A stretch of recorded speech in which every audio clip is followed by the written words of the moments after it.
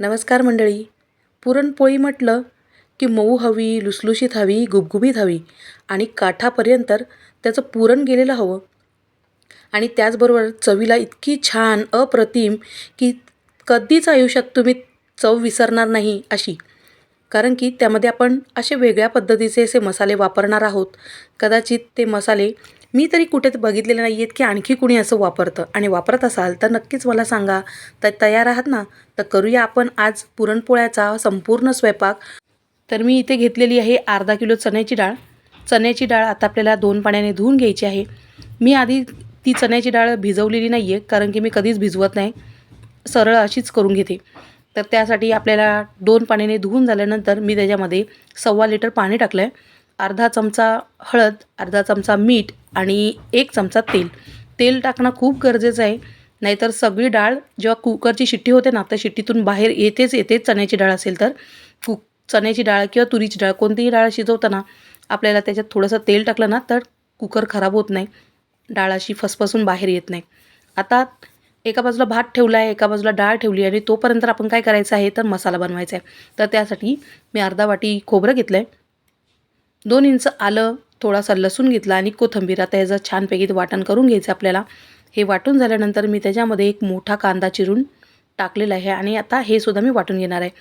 आता कधी-कधी असं असतं ना, आपण तो मसाला भाजून घेतो. मी कधी-कधी भाजून घेते, कधी-कधी नाही भाजून घेत, जसं वेळ असेल तसं. पण जर का तुम्ही मसाले भाजलेले असेल किंवा नाही भाजलेले असेल, तरीसुद्धा आपल्याला तेलात तो परतावाच लागतो. पण मला हे असा कच्चा मसाला भाजलेला, म्हणजे न भाजलेला मसाला आवडतो आणि त्याची आमटी खूप आवडते. त्याच्यामुळे मी तशीच करते.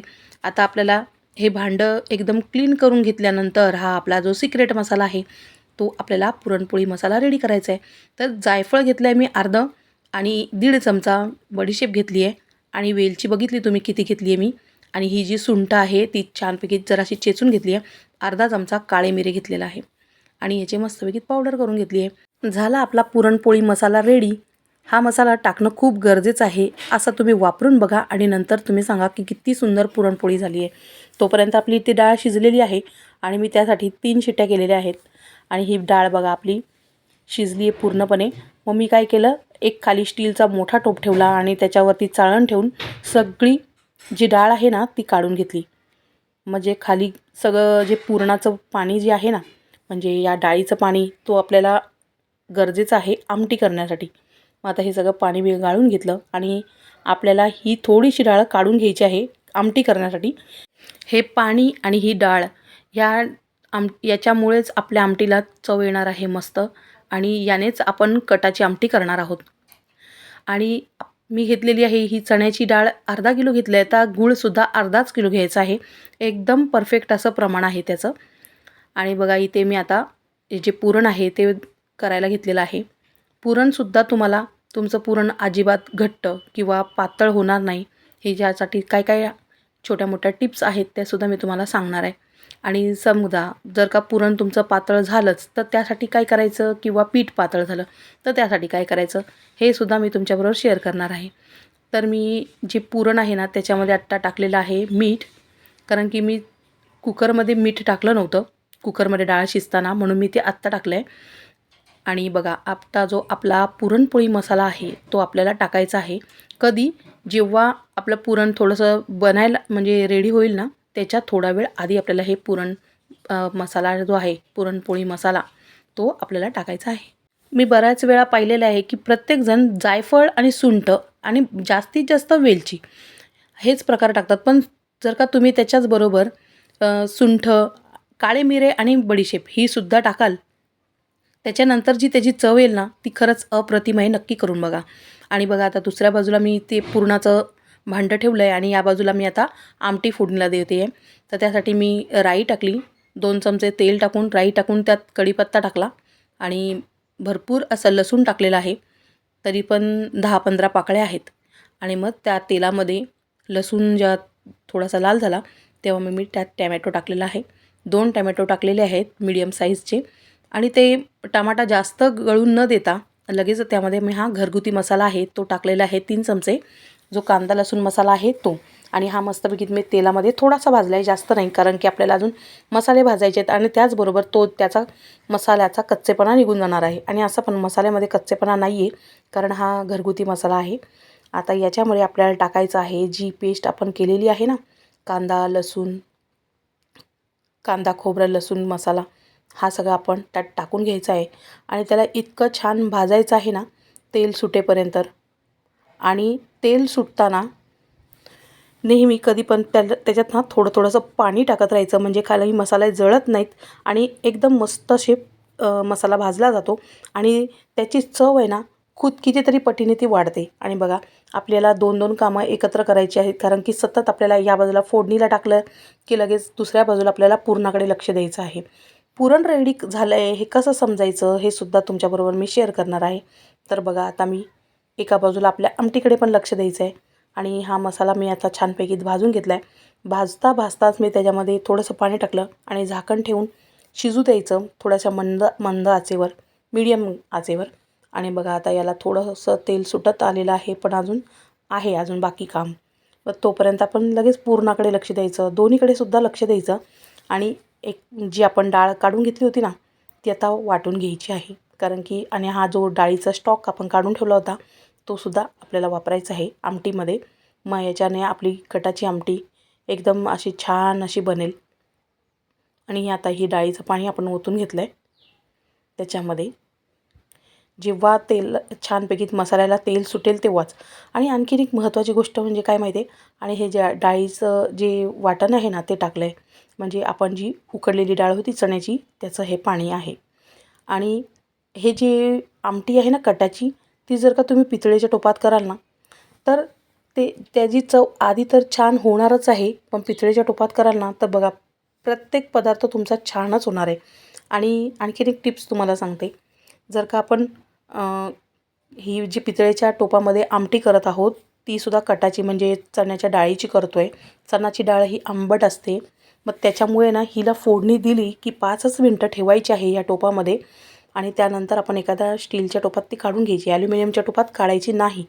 आणि हा जो आपल्याला बघा उलातनं असं उभं राहिलं म्हणजे आपलं पुरण रेडी झालं असं नाही, अजून थोडा वेळ करायचं त्याला. आणखीन जरा वेळ छानपैकी पुरण होऊन द्यायचं. उलातनं उभं राहिलं तरीसुद्धा आपलं जे पुरण आहे ना ते पातळच असतं. तर हे बघा, मी अर्धा किलो मैदा घेतला आहे, तसाच अर्धा किलो आपलं गव्हाचं पीठ घेतलेलं आहे. मला बरेच जण विचारतात की तू कोणतं गव्हाचं पीठ वापरतेस, तर मी लोकवनचं गव्हाचं पीठ वापरते. लोकवन हे खूप चांगलं पीठ असतं गव्हाचं. आणि आता मी हे मिश्रण व्यवस्थित करून आता आपल्याला याच्यामध्ये टाकायचं आहे अर्धा चमचा हळद, मीठ आणि तेल न टाकता आपल्याला थोडं थोडं करून पाणी टाकायचं आहे. आपण ना आधीच तेल नाही टाकायचं पिठामध्ये, आधी आपल्याला पीठ मळून घ्यायचं आहे छानपैकी आणि थोडंसं पाणी टाकायचं. आणि जे तुम्ही रोज चपातीचं पीठ मळता ना त्यापेक्षा थोडंसं सॉफ्ट मळायचं. जर तुम्ही घट्ट पीठ मळलंत ना तर पुरणपोळ्या अशा ना म्हणजे इतक्या सॉफ्ट अशा नरम होणार नाहीत. थोडंसं सॉफ्ट करायचं आणि हळूहळू ना आपल्याला असं सवय ठेवायची की आपल्याला ती एकदम सॉफ्ट अशी पुरणपोळी करता आली पाहिजे. म्हणजे बघा इतकं नरम आपल्याला पीठ मळायचं आहे. आणि त्यानंतर सगळ्यात शेवटी आता हे पीठ आहे ना मी ते 10 मिनटं ठेवलं होतं असंच मळून. आणि त्याच्यानंतर म्हणजे 10 मिनटात ना आपलं जे पीठ आतमधून जे आहे ना ते मुरायला सुरुवात झालेली असते आणि जवळपास ते मुरलेलं पण असतं. त्याच्यानंतर आपल्याला हे तेल लावायचं आहे.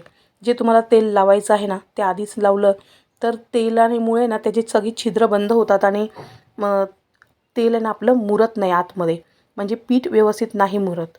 मग त्यासाठी आपल्याला असं करायचं आहे. मग नंतर बघा हे सगळं तेल त्याच्यात छानपैकी मुरलेलं आहे आणि आपल्याला आता हे झाकून बाजूला ठेवून द्यायचं. आणि आत्ता आपण सगळ्यात महत्त्वाची गोष्ट म्हणजे पुरण आपलं रेडी झालं ना की जरा पण त्याला थंड होऊ द्यायचं नाही आहे, लगेच करायला घ्यायचं. बघा पटापट करायचं. त्याला थोडा वेळ जर तुम्ही ठेवलात ना थंड व्हायला तर ते ना इतक्या लवकर पुरण होत नाही, म्हणजे पुरण आहे ना ते वाटून होत नाही चाळणीतून. तर ह्या चाळणीतून एकदम छान पुरणपोळी होते. पुरणपोळी फुटण्याचं टेन्शन नसतं, काही नसतं, मस्तपैकी होऊन जातो आणि वेळसुद्धा लागत नाही. सगळ्यात महत्त्वाचं वेळ लागत नाही याच्यामध्ये. तर आता बघा हे असं ग्लास घेतलं ना तर आपल्यालासुद्धा चटका बसत नाही. आणि मेन म्हणजे ना आपल्याला जर का स्वयंपाकाची सवय लागली ना की चटके वगैरे बसत नाहीत आणि म्हणजे आपल्याला वाटतच नाही की चटका बसला आहे. आता हे आपल्याला छानपैकी माझं सगळं पुरण रेडी झालं आहे. आणि बघा हे एवढं माझं पुरण तयार झालेलं आहे. आता दुसरीकडे आपल्याला हे सुद्धा बघायचं आहे की आपल्या आमटीचं काय झालं आहे. तर आमटीला छान मस्त उकळी आलेली आहे.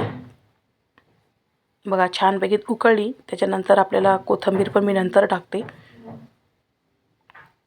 आणि आता आपल्याला पुरणपोळ्या करायच्या. आता सगळ्यात महत्त्वाची टिप्स.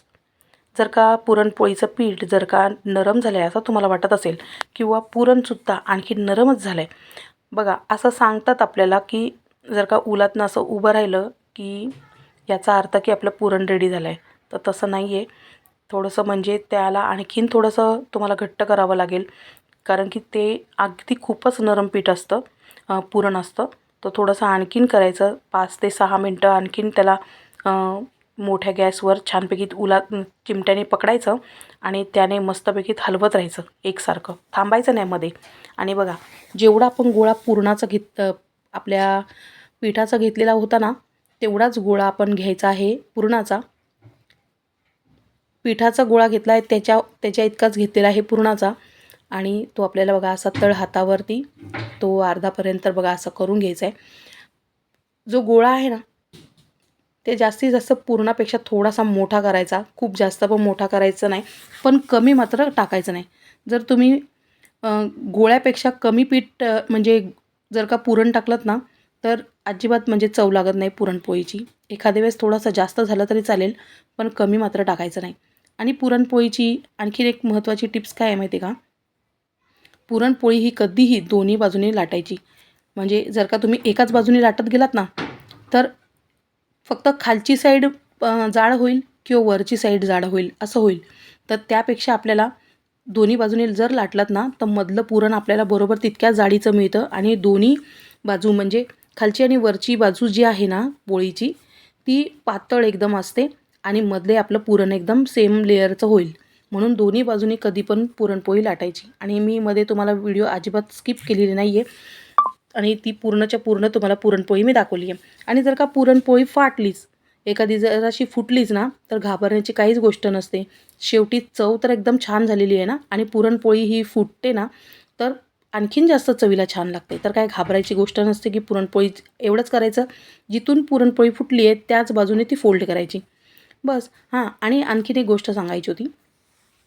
आणखीन एक टिप्स ही आहे की जर का तुम्हाला असं वाटत असेल की पुरणपोळीचं पुरण किंवा पीठ हे जर का खूप जास्तच पातळ झालं आहे असं जर तुम्हाला वाटलं ना तर काय करायचं, अर्ध्या तासासाठी ना फ्रीजमध्ये ठेवून द्या. मग त्याच्यामुळे ना ते थोडंसं घट्ट होईल आणि त्यानंतर बघा तुम्हाला अशी सरसर पोळी लाटायला येईल मस्तपैकी. आणि मी पीठ म्हणजे पुरणपोळीसाठी पीठ जे लाटतो ना तर ते कोरडं पीठ मी कधीही तांदळाचं घेत नाही. जे मैद्याचं आहे किंवा गव्हाचं आहे ना तोच घेते. आता हा दुसरा प्रकार आहे. मग अशी बघा ती अशीच वाटी करून घेतली होती पिठाची आणि त्यानंतर मी त्यात पुरण भरलं होतं. आता मी जर अशी लाटून घेतली आहे. म्हणजे जर का तुम्हाला एकदम फास्ट अशा पोळ्या करायच्या असेल तर असं करायचं. म्हणजे वाटी करत बसण्यात थोडासा वेळ लागतो. तर पुरणपोळ्या असं जर म्हणजे असं केलं तर आणखीन लवकर होतील. म्हणजे कसं ना पुरणपोळी वगैरे करायचं असेल ना त्यावेळी आपल्याला खूप प्रकार करायचे असतात आणि तेव्हा आपला टाईम वेस्ट नाही व्हायला पाहिजे. बस तेवढ्यासाठी. आणि आपल्याला ही पुरणपोळी दोन्ही बाजूंना लाटून घ्यायची. आणि बघा पुरण हे शेवटपर्यंत जाईल त्यासाठी आपल्याला आपलं लाटणं जे आहे ना ते शेवटपर्यंत असं खेचायचं आहे हलक्या हाताने. बघा पुरण तुम्हाला आतूनच दिसतंय की ते शेवट काठापर्यंत गेलेलं आहे. हळूहळू आपल्याला जमतं. एवढंच लक्षात ठेवायचं आहे की आपल्याला पोळी ही दोन्ही बाजूनी लाटायची आहे. लाटताना लक्षात ठेवायचं आहे आपल्याला पुरण शेवटपर्यंत खेचायचं आहे. आणि बघा माझं पुरण एकदम काठापर्यंत असं गेलेलं असतं आणि पोळ्यासुद्धा मऊ लुसलुशीत होतात. आणि जर का तुम्ही त्याचबरोबर पुरणपोळी मसाला जर वापरलात तर अप्रतिम अशी पुरणपोळी होते. म्हणजे दिसायलाच फक्त सुंदर नाही तर ती चवीलासुद्धा तितकीच सुंदर लागते. तर ही अशी पुरणपोळी तुम्ही नक्की करून बघा.